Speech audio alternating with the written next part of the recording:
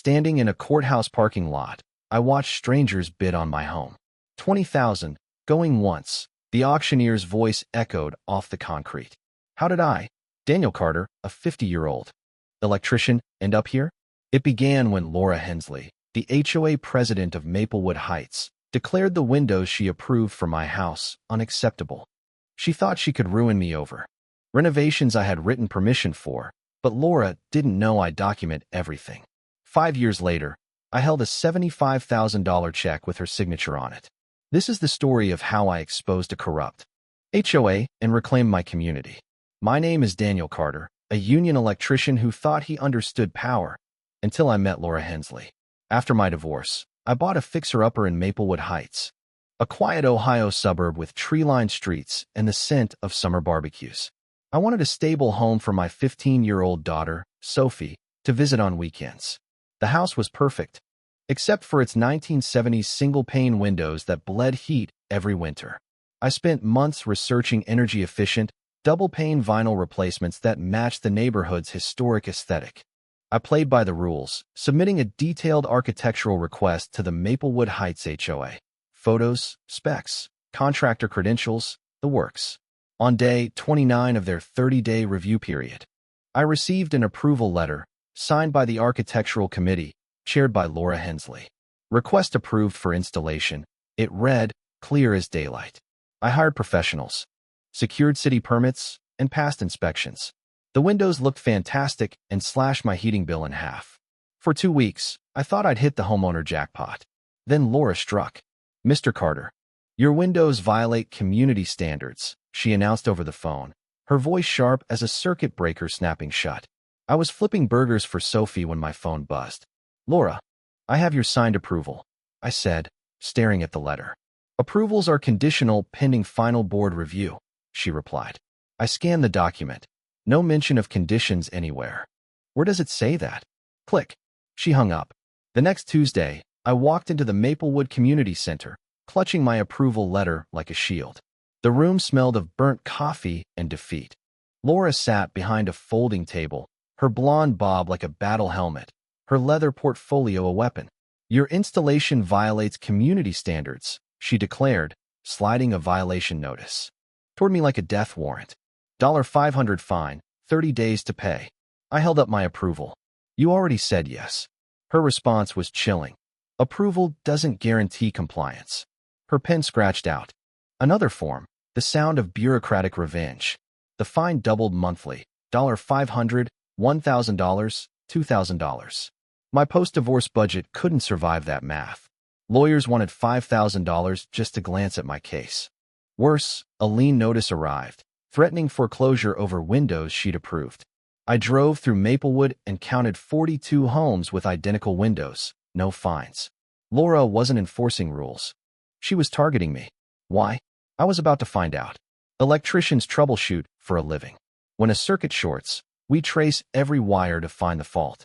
Laura was the fault, and I was determined to expose her. Late nights in my garage, I turned my spare room into a command center.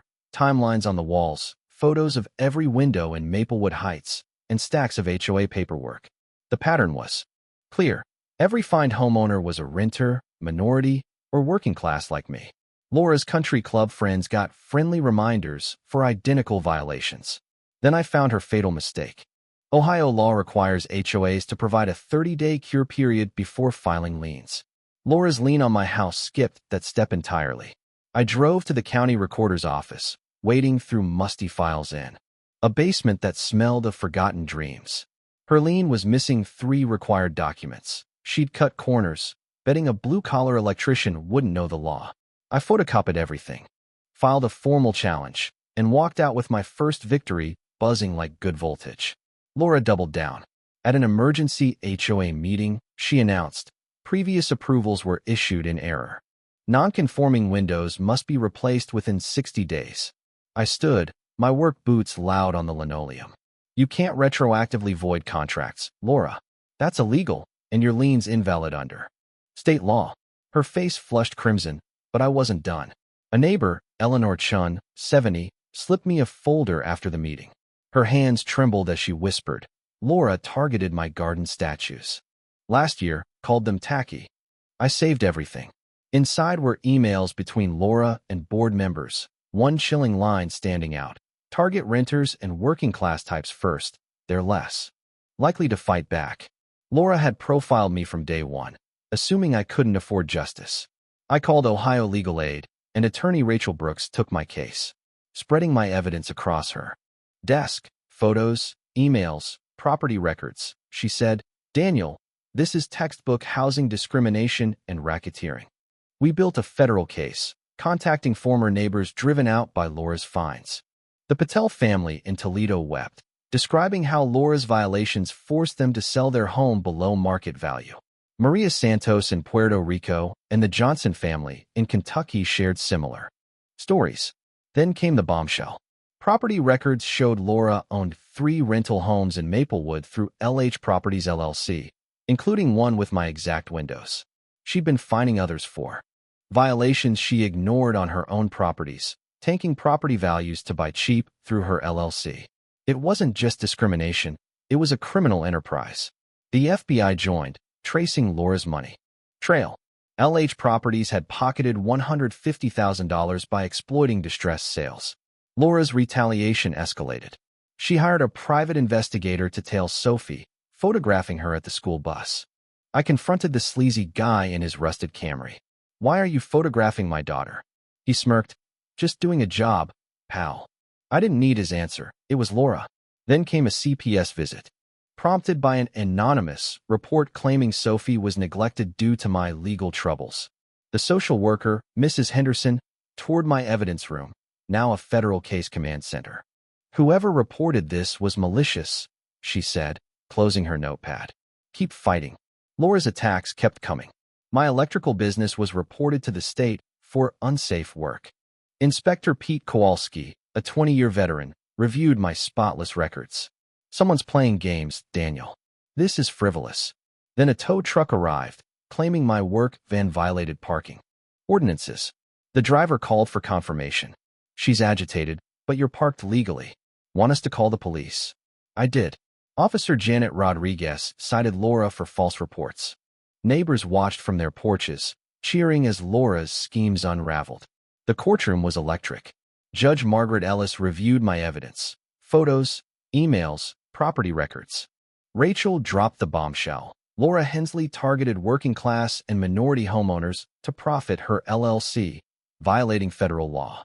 Laura's smug grin faded as Judge Ellis dismissed her foreclosure and referred her to federal prosecutors. Laura fought dirty, tossing a brick through my window with a note. "Drop the lawsuit or lose more than windows." Neighbors rallied. Mrs. Patterson brought Sophie hot chocolate. Miguel Torres offered security cameras. Eleanor stood guard with a rolling pin. The FBI arrested Laura at 6 a.m. for racketeering, fraud, housing discrimination, obstruction, and witness intimidation, facing 40 years. The final HOA meeting was electric. The Maplewood Community Center buzzed, cars lining the streets for blocks. Channel 6 and the Columbus Dispatch were there, cameras flashing as board secretary Helen Morrison announced Laura's resignation.